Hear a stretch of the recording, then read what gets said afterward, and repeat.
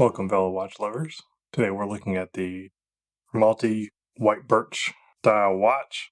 I've already done a review on the gray linen dial, so primarily today we will just look at the details of the dial itself, because that's really the only difference here. So this version comes in a couple different options. I opted to get the blue seconds hand, but there is a silver seconds hand on the white birch model, so you can pick and choose. I would assume that the silver hand is done just like gray linen dial version, difference being where it does seem to have a cap on the centerpiece, whereas this one does not. Thought I'd show what the texture of the dial looks like.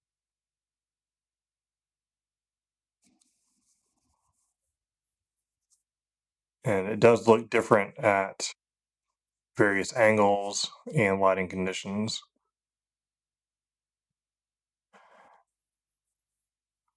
When it's truly straight on, lose some of the feeling of the texture and depth. At angles, it becomes a little more apparent as you get some of the shadow that goes on.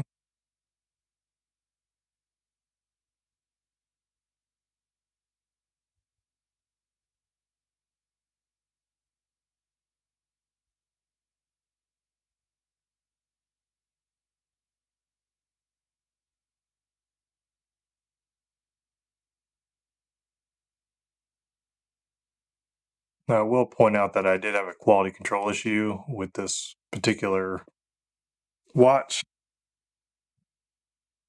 You can see that there is a screw pin option here right next to the drilled lug hole. That actually came undone on its own while I was wearing the watch, and if I hadn't been in a position where I could catch it, this watch would have literally fallen to the ground and probably broken and been damaged literally within the first day of wearing.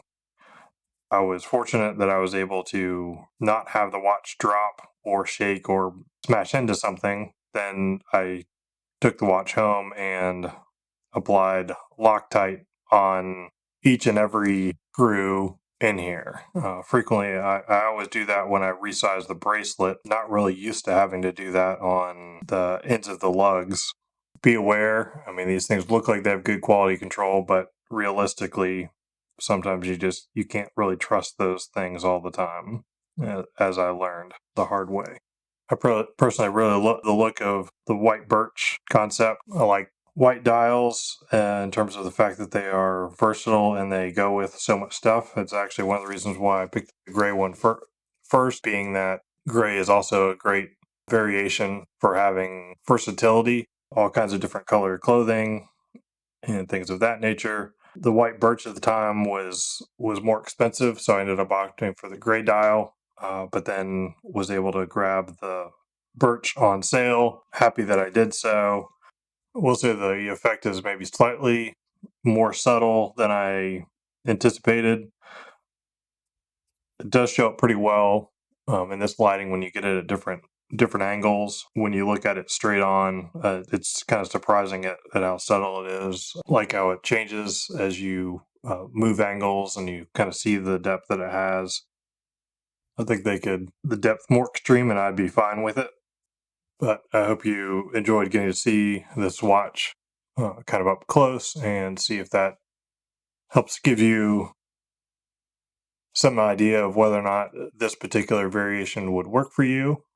And certainly check out my other review if you want more detail.